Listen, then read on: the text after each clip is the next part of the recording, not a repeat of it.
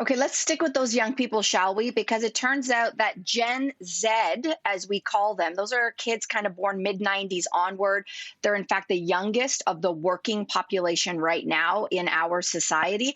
It turns out that they are experiencing a very high amount of insolvency. In other words, they barely have enough money to cover all of their expenses due to this pandemic and perhaps even before so. So there was a study done by MNP Consumer Debt Index. This is the number that they discovered. Nearly 70% of Gen Z are about $200 or less away from insolvency. So let's discuss, do we need to be doing more in terms of safety nets for the youngest working generation right now? Most definitely. And maybe I'm biased. I mean, I fit into the millennial age group and generation, but Gen Z is hurting. It seems to be as though they are the first to get shamed and blamed in this pandemic, but the last to be protected.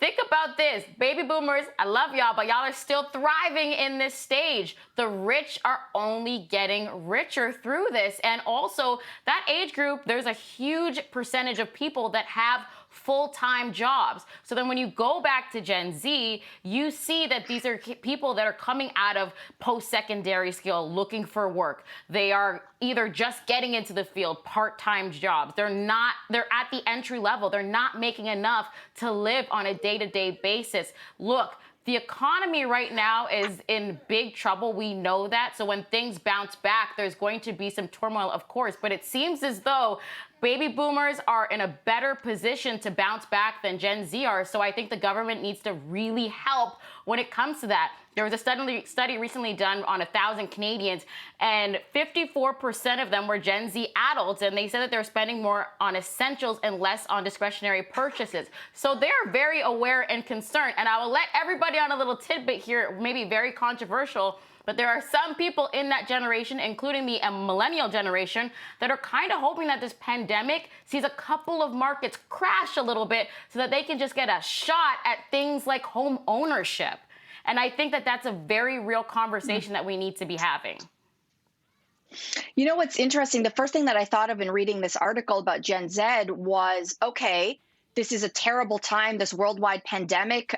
We haven't seen this in 100 years. But then I started to look into other generations who've also experienced terrible hardship to see how did they fare, because they at least, or we have the, advantage of perspective and history. And there was a generation just before the baby boomers. The baby boomers' parents were part of a generation called the silent generation. They were the kids who went from the roaring 20s, having a lot of wealth. Their parents lost that wealth in the Great Depression.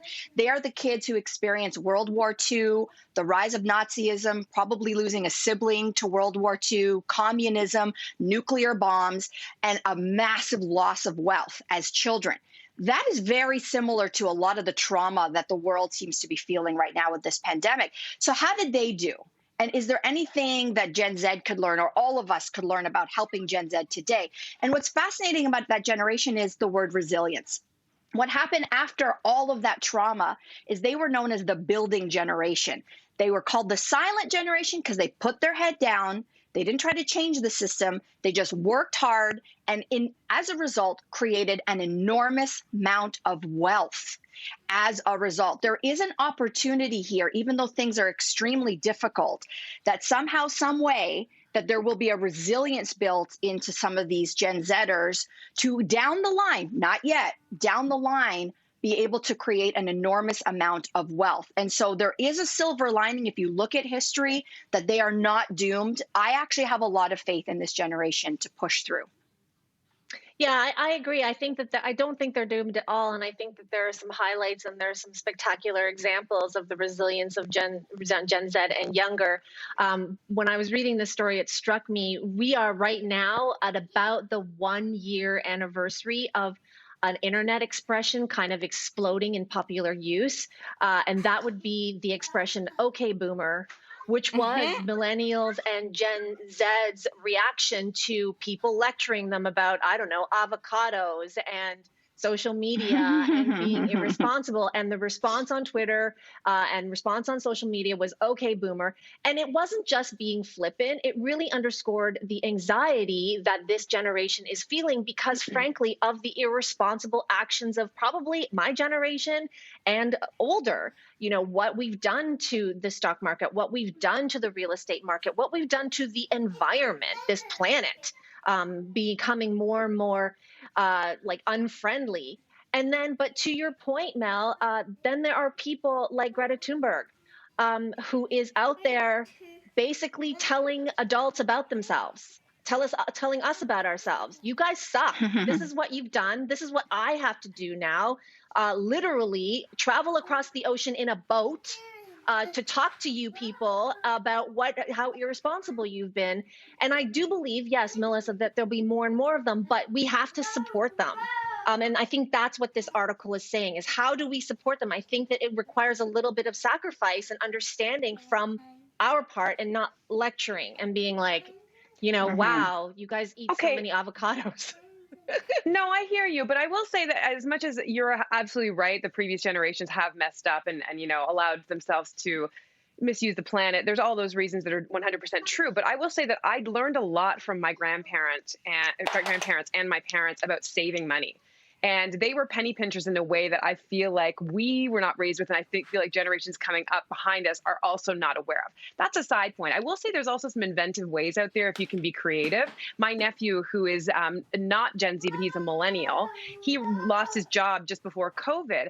And so his parents, he was privileged enough to have this help. They hired a career coach, which was a little like a dating coach. So basically he worked with this coach. The coach looked at his do CV. not answer the door.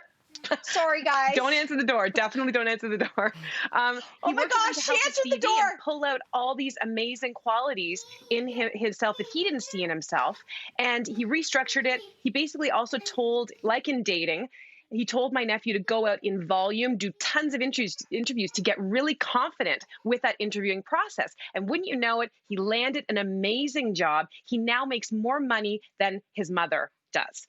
So there are some jobs out there, and that sometimes COVID times, as well as this generation, can actually find those ways if you can unlock all your possibilities.